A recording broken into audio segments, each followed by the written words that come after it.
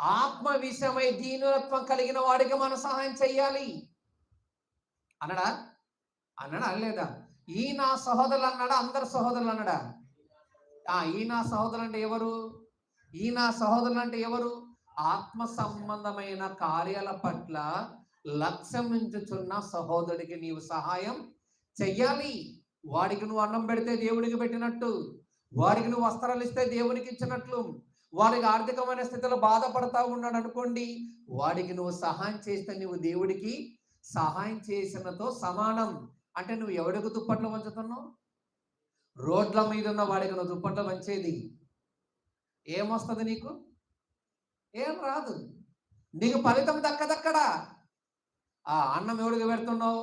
రోడ్ల మీద పోతున్న వాడికి నువ్వు అన్నం పెట్టేది. అమ్మో వీడు చాలా పేదవాడండి, వీడు గుడ్డివాడండి, మానవ సేవే